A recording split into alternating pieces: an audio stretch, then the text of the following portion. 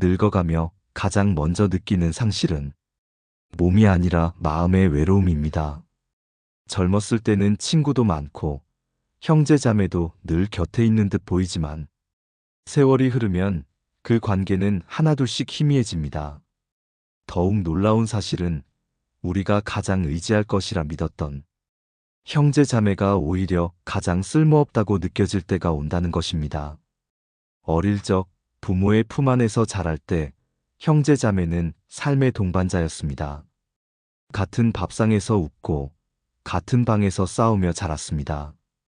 그러나 부모가 떠나고 나면 형제 자매는 서로 다른 길을 걷게 됩니다. 어릴 적의 유대감은 시간이 지나면서 의무로 변하고 그 의무마저도 세월 속에서 하나둘씩 끊어져 버립니다. 한 노인의 이야기를 들어봅시다. 그는 젊을 적 누구보다 가족 중심적이었고 형제들과 함께라면 무엇이든 가능하다 믿었습니다. 그러나 정작 노년이 되니 그 형제들은 각자 자신의 자식과 가정에만 몰두했고 자신의 아픔이나 외로움은 나눌 대상이 되지 못했습니다. 전화 한 통, 안부 한마디가 그토록 그리웠지만 형제들은 늘 바쁘다는 핑계로 멀어져만 갔습니다. 그는 말했습니다. 피는 섞였어도 마음은 끊어지는구나. 정약용은 형제 관계를 두고 이렇게 말했습니다. 형제는 어릴 적에는 가장 가까운 친구요, 늙어서는 가장 먼 이웃이다. 이는 단순한 탄식이 아니라 세월이 흐르며 인간관계가 어떻게 변하는지를 정확히 꿰뚫은 말입니다. 형제 자매가 멀어지는 것은 잘못이 아니라 자연스러운 삶의 이치입니다. 여러분, 우리가 놓치기 쉬운 사실은 형제 자매가 평생 나를 지켜줄 것이라는 착각입니다.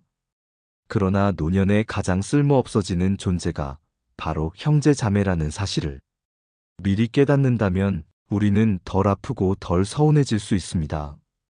형제에게 지나친 기대를 걸지 않고 스스로 설 수 있는 힘을 길러야만 노후의 외로움 속에서도 흔들리지 않을 수 있습니다.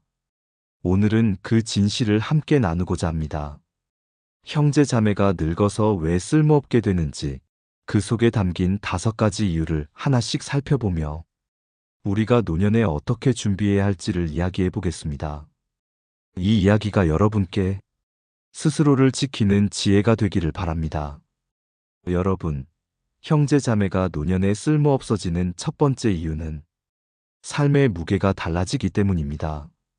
젊었을 때는 비슷한 환경에서 자랐기에 서로의 어려움과 기쁨을 자연스럽게 공유할 수 있었습니다. 하지만 세월이 흘러 각자 가정을 꾸리고 자녀를 키우며 살아가는 방식이 달라지면 형제 사이의 공감대는 점점 줄어듭니다. 이제는 같은 집안에서의 추억보다 각자 짊어진 책임이 더 커지기 때문입니다. 한 중년 여성의 사례가 있습니다. 그녀는 세 자매 중 둘째였습니다. 어릴 적엔 하루 종일 붙어 다니며 웃고 떠들던 사이였지만 성인이 되자 상황은 달라졌습니다. 첫째는 경제적으로 넉넉해 자녀를 해외 유학까지 보냈고 셋째는 생활이 빠듯해 매달 생활비 걱정을 해야 했습니다. 둘째인 그녀는 중간에서 늘 비교의 시선을 느껴야 했지요. 자매들이 한자리에 모여도 옛날처럼 웃음이 나오지 않았습니다. 대화의 주제는 자녀 교육비, 부동산, 건강 문제 등으로 흘렀고 그 안에서 서로의 형편 차이가 뚜렷하게 드러났습니다. 어릴 적엔 그저 함께 놀던 존재였던 자매들이 노년에는 서로의 상황을 비교하는 존재로 바뀐 것입니다. 여러분, 형제 자매가 멀어지는 것은 사랑이 사라져서가 아닙니다. 서로 다른 삶의 길을 걸으며 더 이상 같은 무게를 나눌 수 없기 때문입니다. 정약용은 말했습니다. 형제라 하나 살림이 다르면 길이 다르다. 이는 같은 뿌리에서 자랐더라도 삶의 가지가 서로 다른 방향으로 뻗어나간다는 뜻입니다. 그러니 노년의 형제 자매에게 내 고통과 외로움을 똑같이 이해해 주길 바란다면 큰 착각에 빠질 수밖에 없습니다. 여러분, 결국 첫 번째 이유는 삶의 무게가 달라진다는 것입니다. 경제적 차이, 건강의 차이, 자녀의 형편 차이가 형제 자매를 갈라놓습니다. 그 차이를 인정하지 못하고 여전히 어릴 적 같은 관계를 기대한다면 노년의 마음은 더 깊이 상처받게 됩니다. 그러므로 현명한 태도는 형제 자매에게서 위로를 구하기보다 스스로의 삶을 지키고 비슷한 상황을 가진 새로운 인연에서 공감을 찾는 것입니다. 여러분, 형제 자매가 노년에 쓸모없어지는 두 번째 이유는 재산과 부모의 유산 문제 때문입니다. 젊을 때는 아무리 다투어도 다시 화해할 수 있었지만 부모가 세상을 떠나고 재산이 남게 되면 형제 사이의 관계는 가장 차가운 계산 앞에 놓이게 됩니다. 한 노인의 이야기를 들어보겠습니다. 그는 5남매 중 장남이었습니다. 평생 부모를 모시며 집안 살림을 책임졌습니다. 그러나 부모가 돌아가시고 남겨진 집과 땅을 나누는 과정에서 남매들은 서로 얼굴을 붉히며 다투었습니다. 형이 더 가져갔다. 동생이 부모 재산을 몰래 챙겼다. 그동안 쌓아왔던 정은 하루아침에 무너졌고 남매들은 수십 년간 연락조차 끊고 살았습니다. 남은 것은 분노와 상처뿐이었지요. 여러분, 형제 자매는 같은 뿌리에서 자랐지만 돈이 개입하는 순간 그 뿌리마저도 쉽게 갈라집니다. 정약용은 이렇게 말했습니다. 형제 간의 다툼은 집안의 흉터가 된다. 재물을 나누는 순간 그 흉터는 깊어진다. 이는 돈이 사람의 본성을 가장 날카롭게 드러내는 거울이라는 뜻입니다. 사실 노년의 형제 자매가 더 멀어지는 이유는 바로 이 돈 문제 때문입니다. 부모가 살아계실 때는 그 존재 자체가 형제를 붙들어주는 울타리였습니다. 그러나 부모가 떠나면 그 울타리가 사라지고 남은 것은 재산 분배라는 차가운 현실뿐입니다. 서로의 마음을 헤아리기보다 한 푼이라도 더 가지려는 욕심이 앞서니 형제 관계는 파탄나기 십상입니다. 여러분, 그렇다고 모든 형제가 돈 때문에 갈라서는 것은 아닙니다. 그러나 이 문제가 불거질 때 가장 뼈아프게 깨닫는 것은 형제도 결국 이해관계 앞에서는 남이 될 수 있다는 사실입니다. 따라서 두 번째 이유는 부모의 유산, 재산 문제입니다. 이것이 형제 자매 관계를 무너뜨리고 노년에 쓸모없게 만드는 가장 흔한 원인 중 하나입니다. 현명한 태도는 형제에게 의지하지 않고 자신의 노후를 스스로 준비하는 것입니다. 그럴 때 비로소 형제 관계가 무너져도 여러분의 삶은 흔들리지 않게 됩니다. 여러분, 형제 자매가 노년에 쓸모없어지는 세 번째 이유는 바로 부모라는 연결고리가 끊어지기 때문입니다. 어릴 적 형제 자매는 같은 밥상을 나누고 부모의 품 안에서 함께 자라며 자연스럽게 가족이라는 울타리 안에 묶여 있었습니다. 명절이면 부모 집에 모였고 기쁜 일이나 슬픈 일이 있으면 부모가 중심이 되어 형제들을 불러 모았습니다. 그러나 부모가 세상을 떠나고 나면 그 중심이 사라집니다. 모여야 할 이유가 없어지고 연락해야 할 필요성도 점점 줄어듭니다. 한 노년 부부의 이야기를 떠올려 봅시다. 그들은 명절마다 늘 형제들과 북적이던 시절을 기억했습니다. 그러나 부모가 돌아가신 뒤부터 형제들은 하나둘 연락이 끊겼습니다. 올해는 바빠서 못 간다. 아이들이 커서 우리 집에선 모이기 힘들다. 이런 말들이 반복되면서 모임은 흐지부지 사라졌습니다. 결국 한때는 시끌벅적했던 형제들의 모임은 부모의 부재와 함께 끝이 나고 말았습니다. 여러분, 부모는 형제 관계의 기둥이었습니다. 그 기둥이 무너지면 형제라는 지붕은 쉽게 흔들립니다. 정약용은 말했습니다. 부모는 형제를 이어주는 줄과 같다.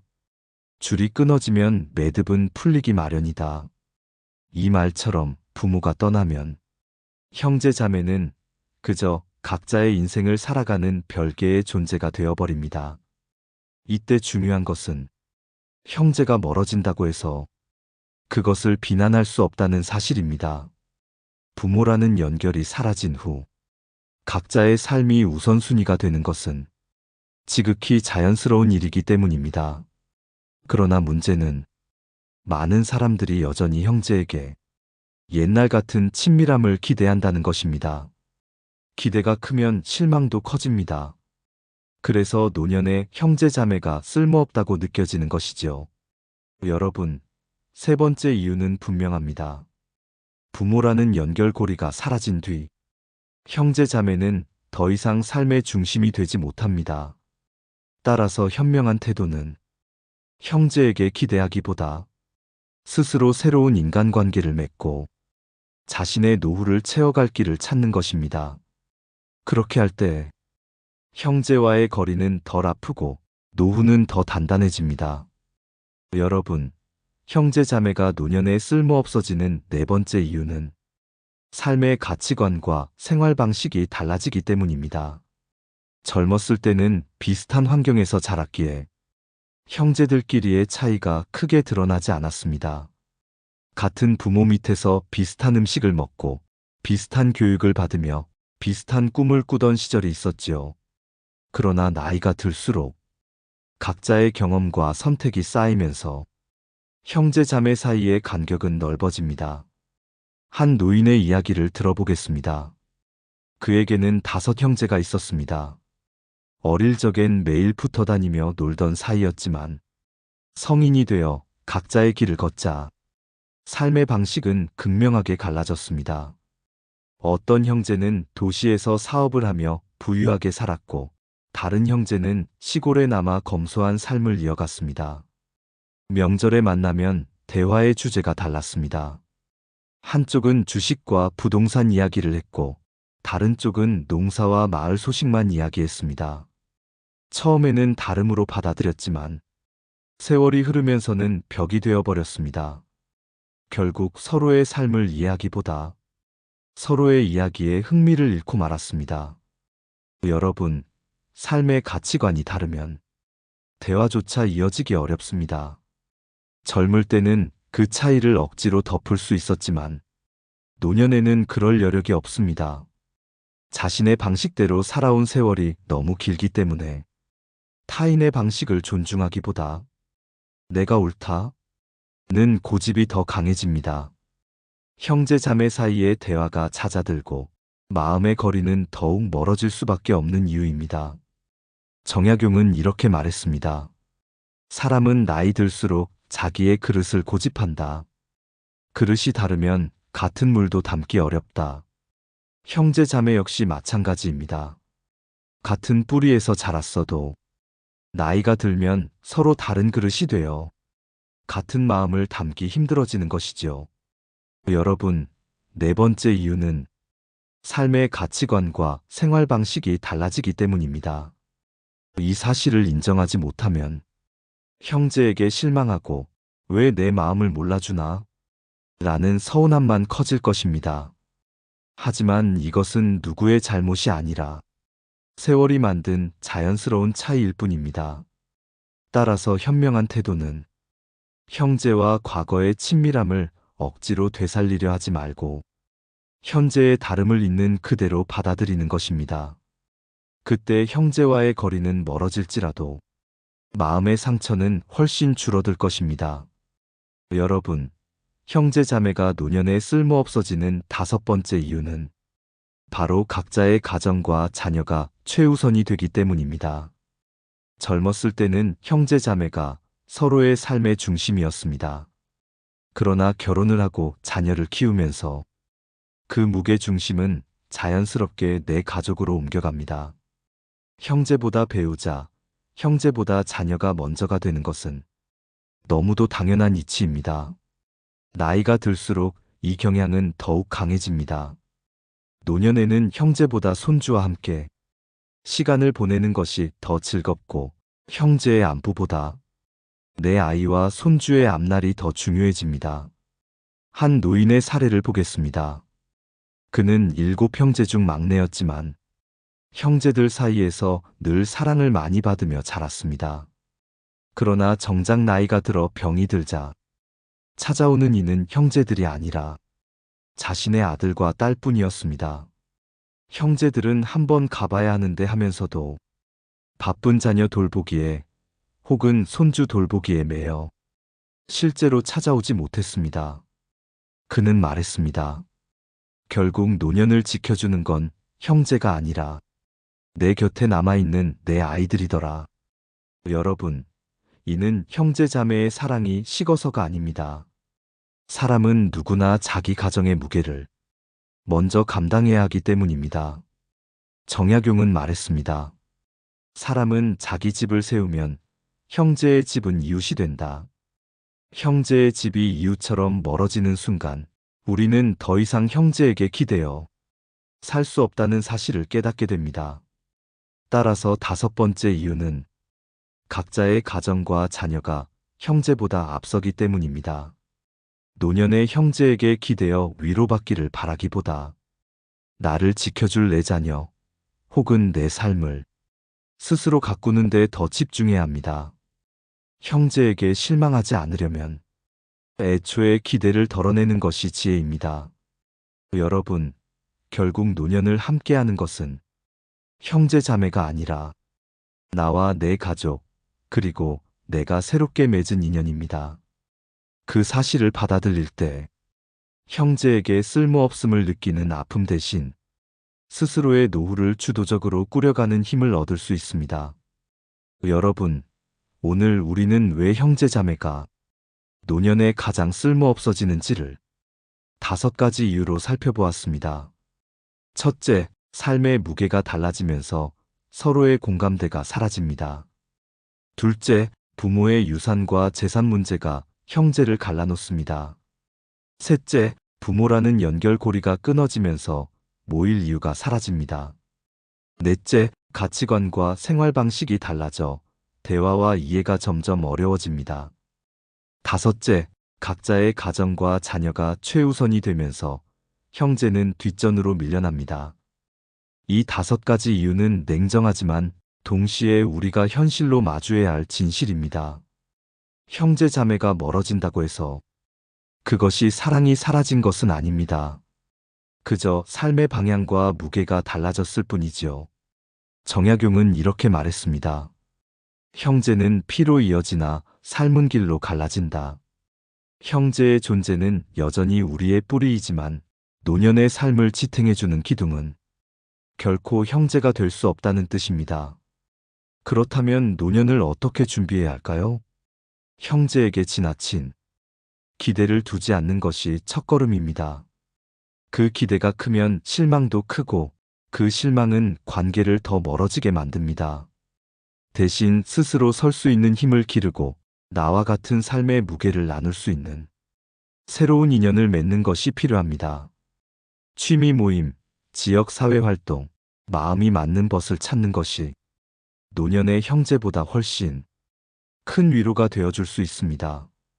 여러분, 노년의 지혜는 관계에 무게를 제대로 가늠하는 데 있습니다. 형제에게서 위안을 찾으려 하기보다 스스로 삶의 중심을 세우고 내 곁에 남은 가족과 인연을 소중히 여길 때 우리는 더 단단한 노년을 살아갈 수 있습니다. 오늘의 이야기가 마음에 와닿으셨나요? 혹시 여러분도 형제와의 관계에서 비슷한 경험을 하신 적이 있나요? 댓글로 여러분의 생각을 나눠주시면 더 깊은 지혜를 함께 나눌 수 있을 것입니다. 구독과 알림 설정을 해주신다면 앞으로도 삶을 단단하게 지켜주는 이야기들을 계속 전해드리겠습니다. 여러분, 기억하십시오. 형제 자매는 뿌리일 뿐 노년을 지켜주는 기둥은 아닙니다. 그 사실을 받아들일 때 우리는 외롭지 않고 더 지혜롭고 더 당당한 노년을 살아갈 수 있습니다. 지혜의 숲이었습니다.